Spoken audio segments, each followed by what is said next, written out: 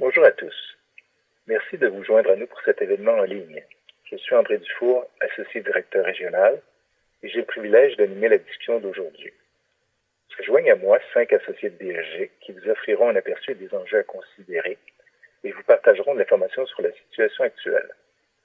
C'est sans contredire une période difficile pour tout un chacun, à la fois personnellement et professionnellement. La COVID-19 interrompt le cours des affaires partout dans le monde et les entreprises font face à des problèmes à la fois prévisibles et imprévisibles. Chez BSG, nous comprenons les défis et les turbulences auxquels vous êtes confrontés. Tout au long des prochaines 45 minutes, nous répondrons aux enjeux et questions que vous nous avez envoyés. Notre objectif est de répondre à vos questions et aider les entreprises à tenir le cap en cette période difficile et incertaine, en relevant les écueils et leurs éventuelles répercussions. Avant de vous présenter notre premier invité, j'aimerais vous laisser savoir qu'une demande de confirmation d'admissibilité sera transmise au Barreau du Québec pour la séance d'aujourd'hui.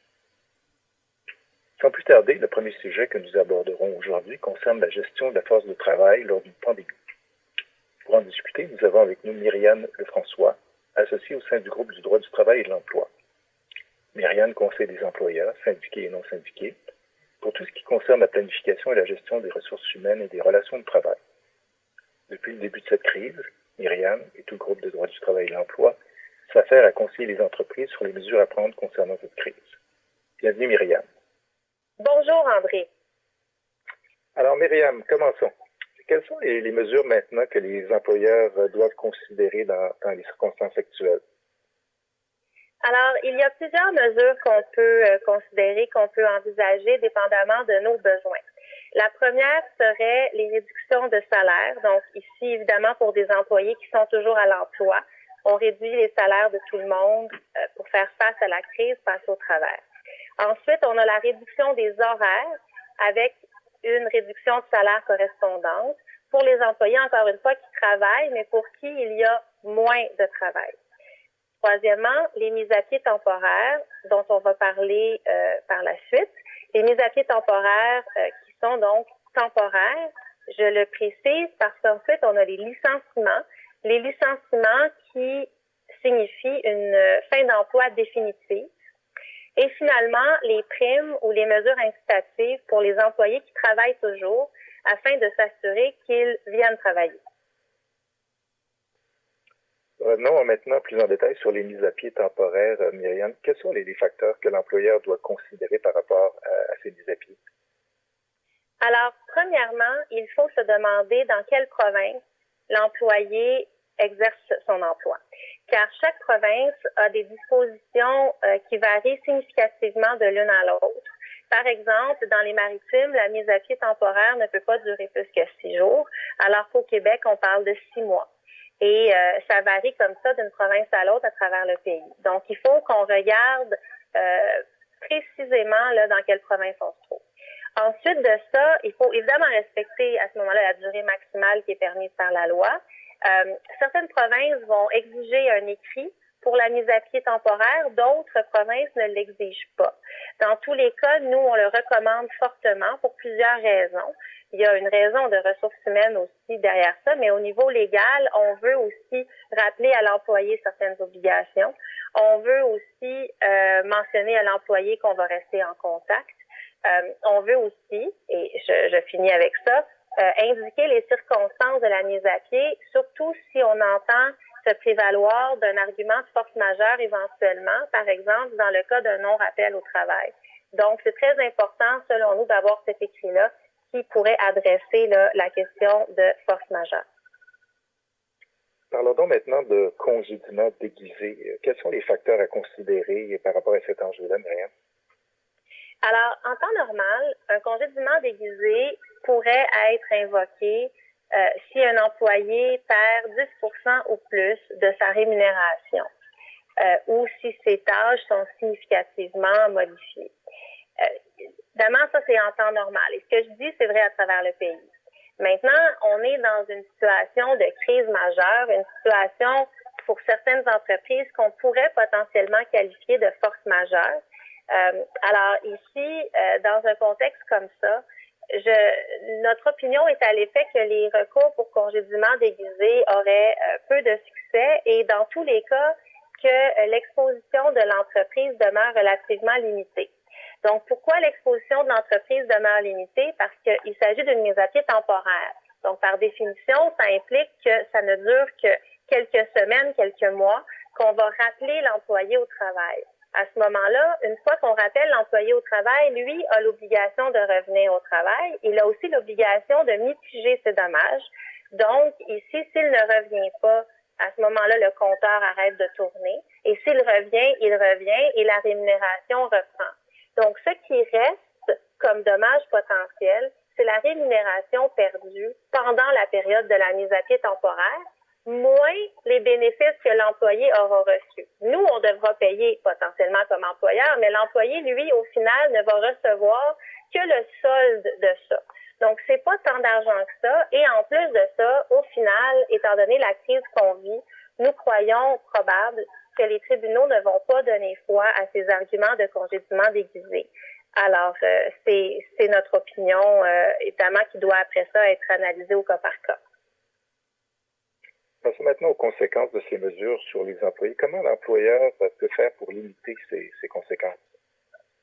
La première chose qu'on voit, c'est la prise des vacances, l'offrir, parce qu'on ne peut pas la forcer à moins de donner le préavis requis, encore une fois, qui varie d'une province à l'autre. Au Québec, c'est 4 semaines. On peut aussi vider les banques d'heures, les banques de congés personnels. Ça, on peut le faire en tout temps. On n'a pas besoin d'obtenir la permission de l'employé. Ce qu'il faut savoir, c'est que l'employé aussi peut exiger de se faire payer ces banques de temps supplémentaires. On parle de réduction des horaires, on a parlé tout à l'heure. La subvention salariale d'urgence du Canada, ça, c'est le fameux 75 % qui est disponible. Malheureusement, les modalités demeurent un peu sans clarté présentement, ou manque de clarté, je devrais dire. Mais c'est quelque chose qu'il faut définitivement considérer pour les employés qui sont au travail ou qui fournissent une prestation de travail, même si elle est réduite. On a le programme de prestations supplémentaires de chômage, ça c'est le fameux top-up en bon français, et le programme de travail partagé de Service Canada. Les détails de ces deux programmes-là sont disponibles sur les sites des gouvernements et on demeure évidemment disponible pour assister aussi. Puis maintenant, au niveau du travail pendant la pandémie, qu'est-ce qui peut se produire, puis comment l'employeur peut gérer ces situations? Alors, la première situation qu'on voit malheureusement assez fréquemment depuis le début de la pandémie, c'est les refus de travail. Donc, on a plusieurs employés qui, pour des raisons personnelles, des craintes, ne veulent pas venir travailler et sont sous l'impression que s'ils ne viennent pas travailler, ils peuvent quand même bénéficier des avantages qui sont offerts par les gouvernements. Donc ça, c'est faux. Si le travail est disponible et si le travail est permis, à ce moment-là, les gens doivent venir travailler, ne peuvent pas simplement décider de ne plus venir travailler. On a également la question des refus de travail au sens des lois sur la santé et la sécurité du travail. Alors, si on est vraiment dans un cas de refus de travail justifié qui suit le processus qui est prévu dans ces lois-là, il y a les équivalents dans les autres provinces, bien à ce moment-là, on devra le gérer en fonction du dossier et au cas par cas. Ensuite, deuxièmement, on a la question des règles sanitaires obligatoires en milieu de travail. Donc, même les entreprises qui sont essentielles ou prioritaires doivent suivre ces règles-là. C'est ordonné par la santé publique et donc il faut s'assurer de les suivre. Si on ne les suit pas, à ce moment-là, effectivement, on pourrait donner des motifs de refus de travail aux employés d'une part, mais aussi on pourrait, nous, comme entreprise, devenir responsables en cas de propagation ou de dommages qui pourraient être subis.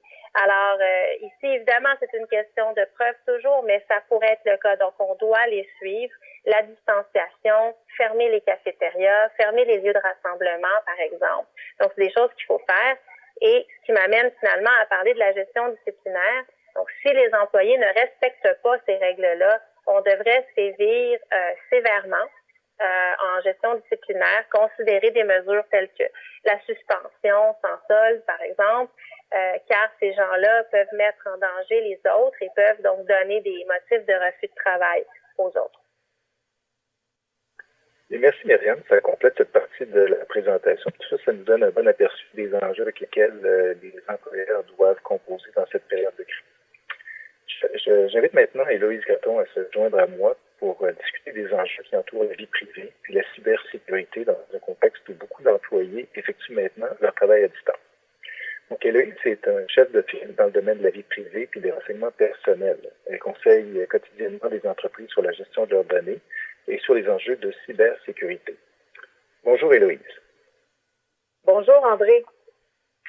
Alors Héloïse, à quelles conditions les entreprises peuvent-elles communiquer les renseignements personnels, en particulier ceux sur la santé de leurs employés dans un contexte de pandémie? Bien, on peut penser à deux types de partage. Donc, évidemment, il y a des règles différentes qui s'appliquent selon la situation. Dans un premier temps, on peut penser à un partage au sein de l'entreprise. Donc, à l'extérieur du Québec, les lois qui s'appliquent en matière de protection de renseignements personnels, on peut penser, là, par exemple, à la loi fédérale et aussi aux lois de l'Ouest canadien, c'est de l'Alberta et de la Colombie-Britannique. Ces lois-là permettent à une entreprise de communiquer des renseignements personnels de leurs employés sans leur consentement lorsque un partage serait jugé comme étant nécessaire en raison d'une situation d'urgence qui, par exemple, mettrait la vie ou la santé ou la sécurité d'une personne. Donc, il s'agit là d'une exception là, au principe de consentement qui peut s'appliquer, par exemple, dans un contexte de pandémie. Au Québec, les entreprises ne bénéficient pas de ce type d'exception-là en vertu de la loi québécoise. Ceci étant dit, compte tenu du fait que les employeurs sont soumis aux lois en matière de santé et sécurité au travail, qui sont généralement donc tenus de prendre des mesures raisonnables pour offrir un environnement de travail sécuritaire à leurs employés, il pourrait être justifié, dans certains cas, de communiquer des renseignements relatifs à la santé de leurs employés touchés par la COVID-19 si, par exemple, l'employeur évalue qu'il s'agit là d'une mesure nécessaire pour assurer un environnement là, de travail sécuritaire. Dans certains cas, selon la loi qui s'applique, avant de communiquer l'état de santé d'un employé, l'employé doit être avisé qu'il y aura un partage de ses renseignements personnels. Dans un deuxième temps, on peut penser à un partage avec les autorités gouvernementales. Donc, évidemment, dans ce contexte-là, une entreprise qui reçoit une demande d'une autorité réglementaire ou gouvernementale, par exemple, on en a vu là, dans certains cas en matière de santé publique, lui demandant là, de divulguer des renseignements spécifiques touchant un ou certains de ses employés, pourrait également, là, dans bien des cas, bénéficier d'une exception au principe de consentement. Toutefois, sur réception d'une demande de divulgation, une entreprise doit, premièrement, valider le bien fondé de la demande, s'assurer que la demande est justifiée par la loi, que le partage est limité aux renseignements personnels nécessaires pour atteindre l'objectif là, qui est à la base de la demande de partage et s'assurer que la demande est bien documentée de manière suffisamment détaillée. Un employeur peut-il demander, ou en fait forcer même un de ses employés à se soumettre à un test de dépistage? Ça dépend de la situation.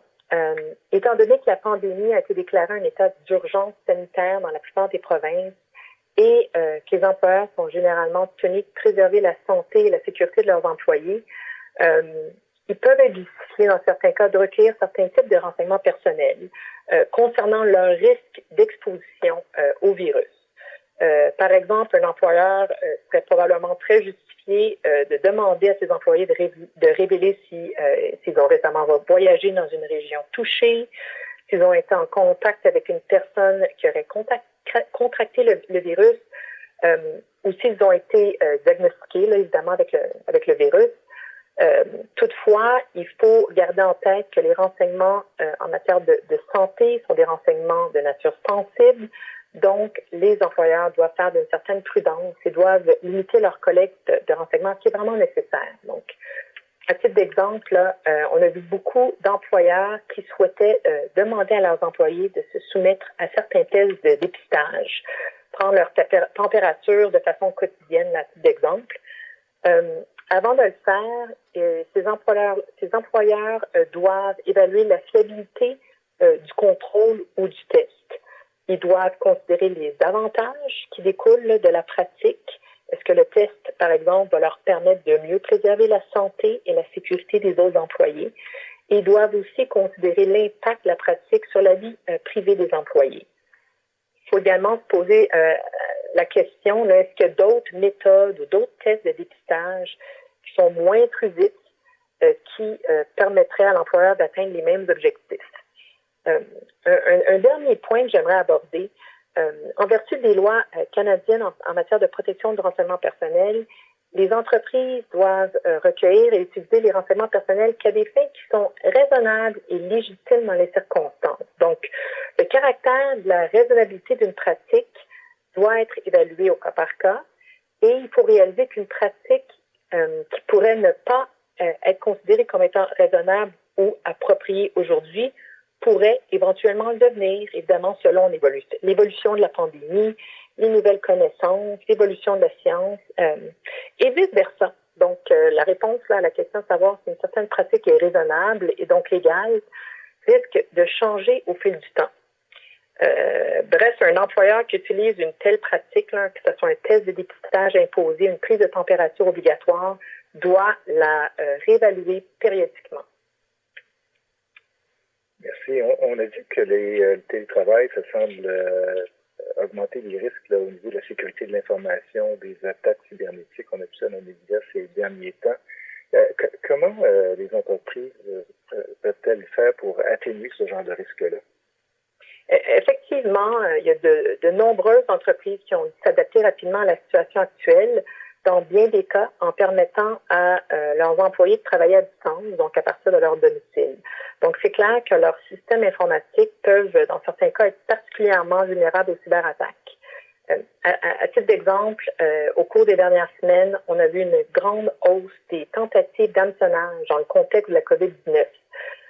Des tentatives qui visent en quelque sorte à profiter de la perturbation et de la confusion provoquée par le virus. Donc, il est important pour les entreprises de réaliser qu'il y a une augmentation de leur cybervulnérabilité en raison du télétravail et donc qu'elles doivent prendre des mesures afin de limiter les risques de cyberattaques. Il y a plusieurs mesures qui peuvent être considérées. Une révision, une mise à jour des politiques et procédures relatives à la sécurité des renseignements et aussi du plan de gestion d'incidents en matière de sécurité des données afin de s'assurer que ces documents reflètent les problèmes potentiels liés spécifiquement aux enjeux et risques découlant du télétravail devraient être considérés. Une surveillance accrue et une journalisation, en anglais on dit log, des activités liées au réseau des employés. Par exemple, s'assurer que les transmissions par l'entremise d'un réseau privé virtuel contenant des renseignements confidentiels soient en tout temps cryptés. C'est probablement, je dirais, une bonne idée d'éduquer, de rappeler à ses employés les meilleures pratiques en matière de sécurité qui s'appliquent à la gestion des renseignements confidentiels, de comment rapidement détecter des courriels de type hameçonnage et aussi à les encourager à rapidement signaler les risques de cybersécurité qui sont portés à leur connaissance.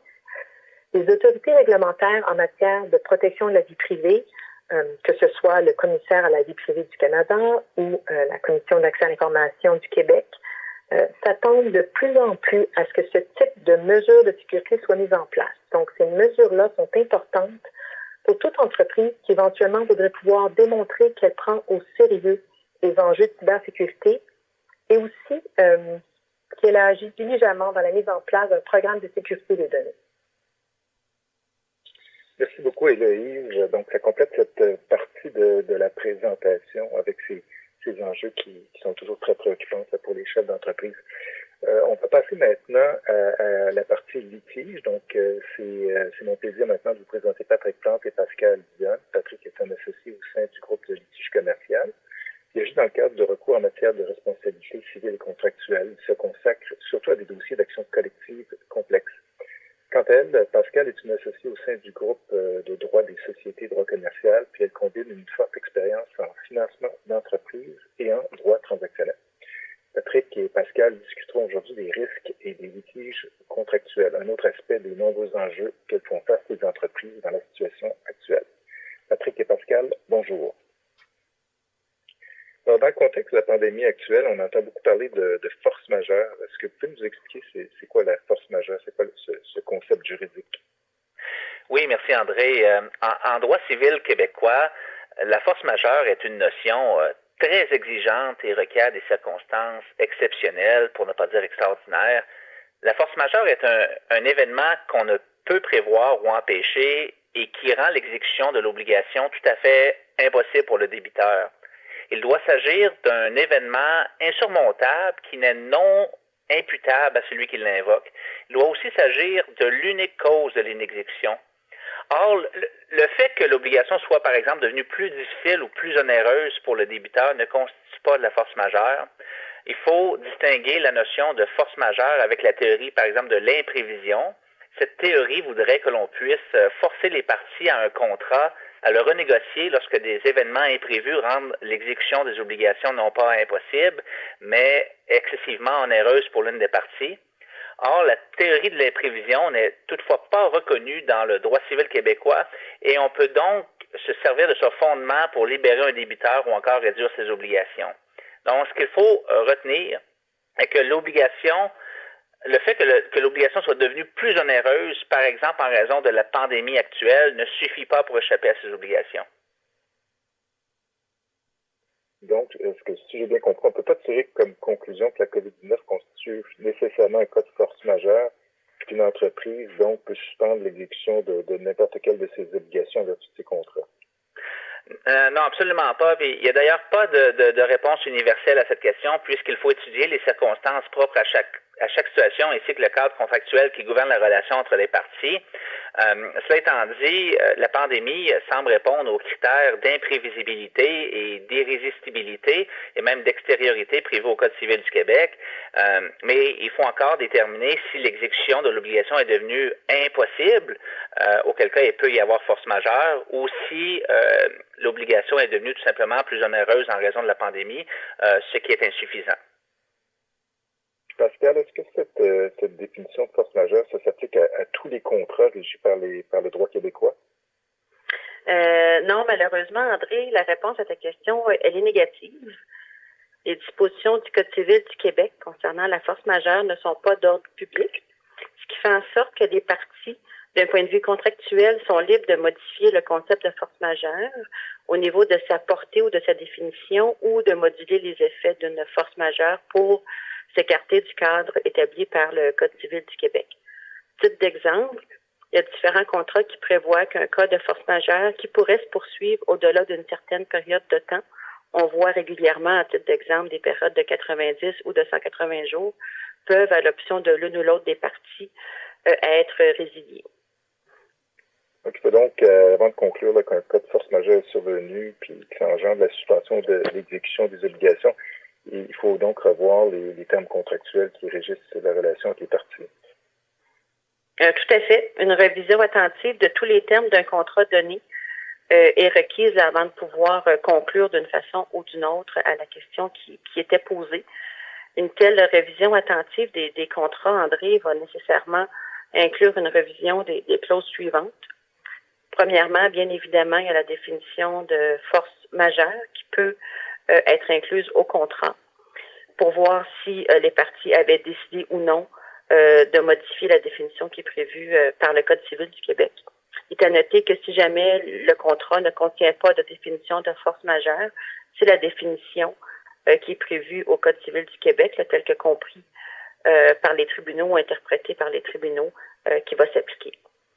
Deuxièmement, il faut également porter une attention particulière aux clauses de résiliation qui, parfois, vont permettre à une partie ou aux deux de résilier le contrat si un cas de force majeure peut se poursuivre au-delà d'une certaine période de temps.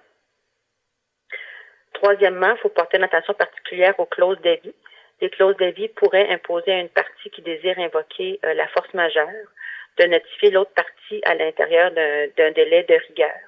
Et ces délais-là sont parfois très courts. On voit souvent une période de 7 à 10 jours de la survenance d'un cas de force majeure. Alors, il est important de s'assurer, à tout le moins, d'envoyer un avis préliminaire à l'intérieur du délai qui est prévu au contrat pour ne pas se faire opposer dans le futur que parce qu'on a, en l'absence d'avis, on a renoncé ou on était réputé avoir renoncé à nos droits d'invoquer la force majeure. Puis dernièrement, c'est également important de porter une attention particulière à la portée d'étendue des obligations auxquelles une partie qui pourrait désirer invoquer la force majeure est assujettie au terme du contrat. On pense entre autres aux clauses qui pourraient faire supporter tous les risques reliés à l'exécution du contrat à une partie. Ces clauses-là vont devoir être revues ou analysées en conjonction avec le régime contractuel qui est prévu par les parties en cas de survenance de force majeure là, pour pouvoir répondre d'une façon ou d'une autre à la question initiale. Donc, compte tenu de ce que tu viens de nous expliquer, puis qu'il n'y a pas de réponse universelle dans le contexte de la COVID-19 à la question de l'obligation d'exécuter ces obligations ou non, est-ce qu'il y a quand même une stratégie qui peut être utilisée par toutes les entreprises pour tenter de minimiser les impacts dans cette situation? Tout à fait. Ce qu'on suggère aux entreprises, c'est de se doter d'un processus formel de révision de ces contrats afin d'avoir un portrait clair de la situation dans laquelle elles se retrouvent. Le processus aurait pour objectif d'avoir une vision globale de l'ensemble de la situation et d'évaluer les impacts à court et moyen terme au niveau des activités, des opérations de l'entreprise d'un point de vue contractuel. Évidemment, un tel processus, pour qu'il puisse atteindre l'objectif souhaité, doit comprendre certains éléments de base. Bon, le premier, bien évidemment, c'est établir une liste de priorités entre les contrats auxquels une entreprise est assujettie. Deuxièmement, c'est important, avant d'entreprendre la révision des contrats, d'établir la liste des différents éléments qui devront être revus, éléments qui vont varier, évidemment, en fonction de la priorité des différents contrats. C'est également important de prévoir à l'avance si vous pensez désirer vous prévaloir de la force majeure dans le cas de la pandémie actuelle, d'avoir un plan de communication bien établi et les différentes mesures que les équipes de travail devront mettre en place, incluant, comme on mentionnait plus tôt, l'envoi des avis contractuels qui pourraient être requis.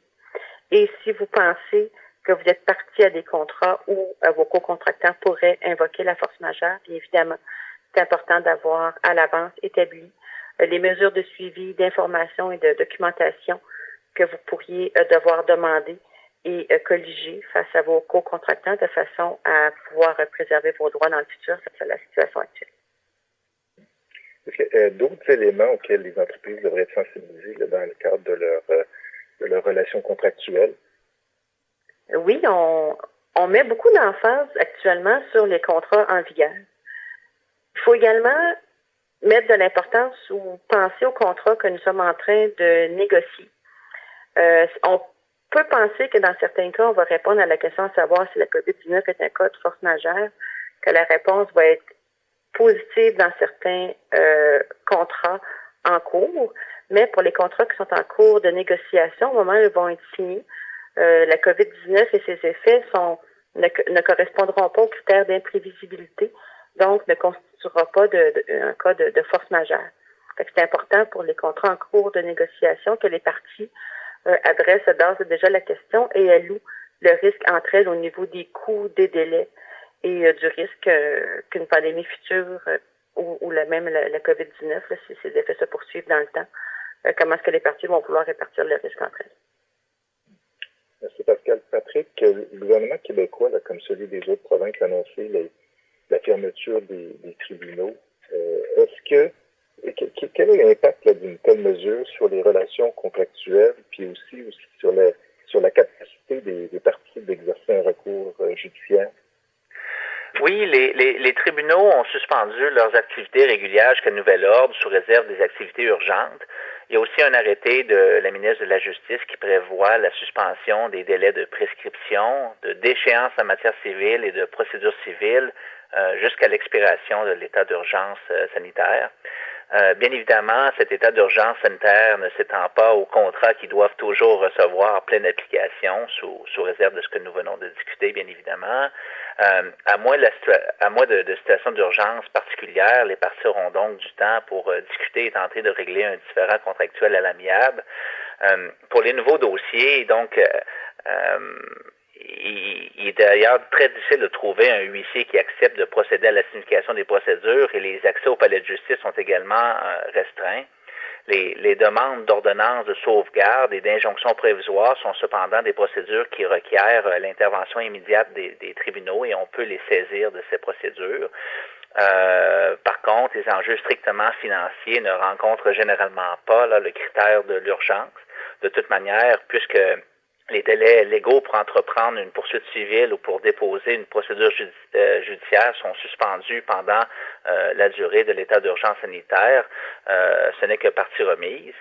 Et enfin, en ce qui concerne les dossiers en cours, dans la mesure où les parties respectent les consignes et exigences des autorités publiques, une portion importante des dossiers peuvent néanmoins cheminer normalement sans l'intervention des tribunaux. La Cour supérieure demande d'ailleurs aux procureurs de faire progresser leurs dossiers et protocoles malgré la suspension des délais, toujours, bien entendu, là, dans le respect des mesures de confinement imposées par les autorités publiques. Merci beaucoup, Pascal et Patrick. Donc, pour le dernier segment de ce webinaire, je vous présente maintenant Marc Duchesne.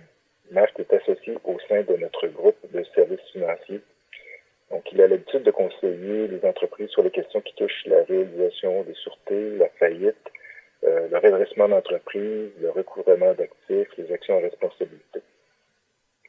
La gestion des liquidités, c'est un casse-tête pour le cœur des entreprises en temps de crise, puis la préparation à l'après-crise est cruciale. Marc compte une vaste expérience de ce genre de situation et ses conseils sont très prisés ces temps-ci. Marc, merci d'avoir accepté d'être avec nous aujourd'hui. Bonjour André.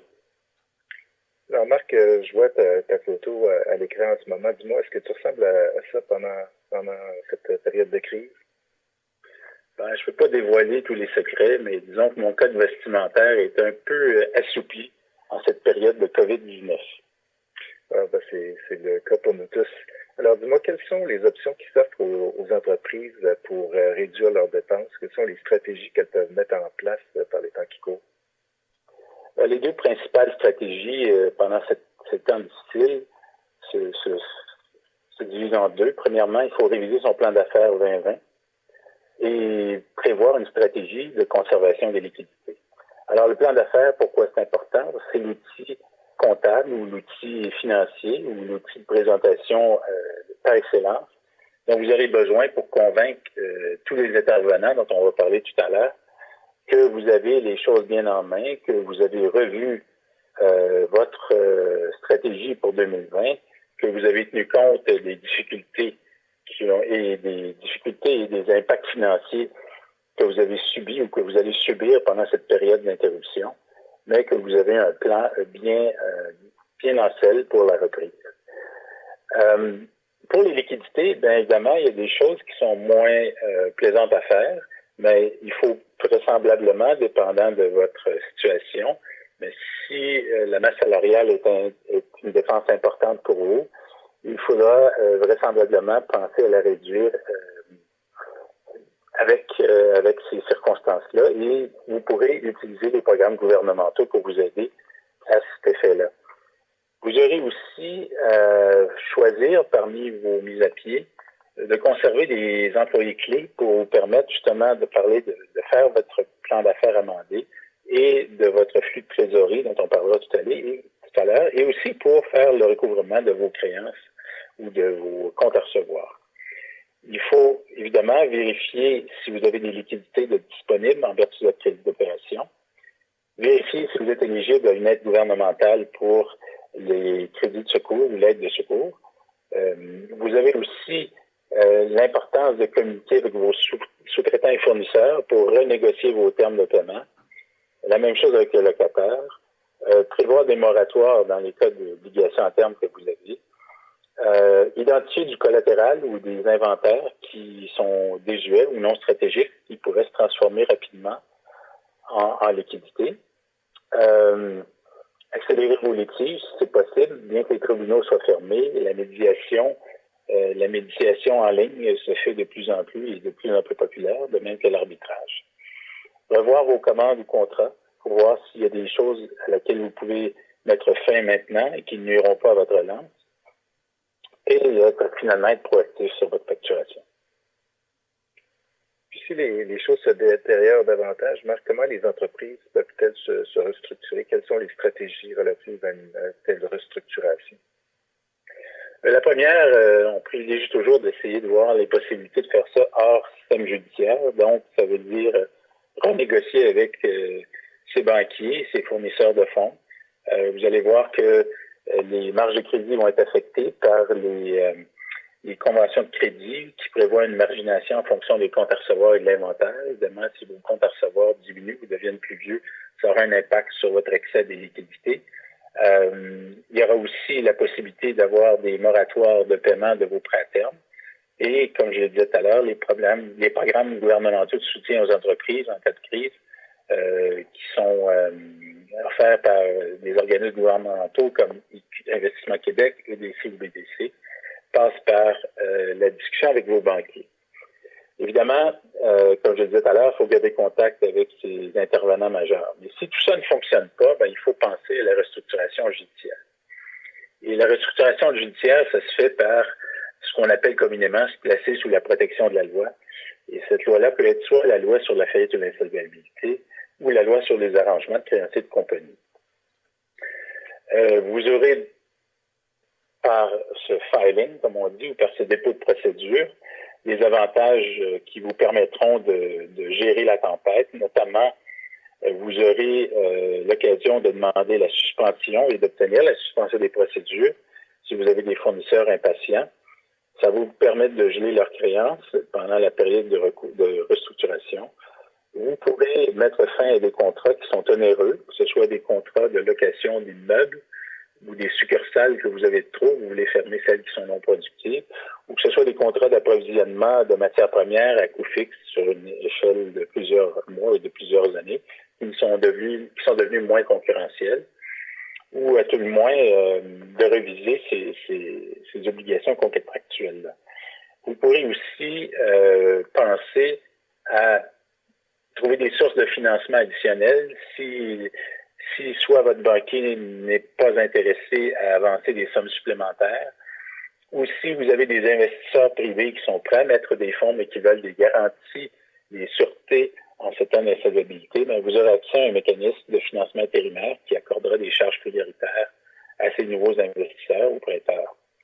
Ça vous permettra à la fin, si vous allez jusqu'au bout et présenter un plan d'arrangement ou une proposition à vos créanciers et qu'elle est acceptée, vous aurez réussi à faire compromettre les créances ordinaires de vos créanciers ordinaires, ce qui vous permettra d'assainir le bilan, c'est-à-dire que vos créanciers à court terme seront grandement réduits, ce qui devrait améliorer votre portrait financier à la sortie de cette période d'insolvabilité.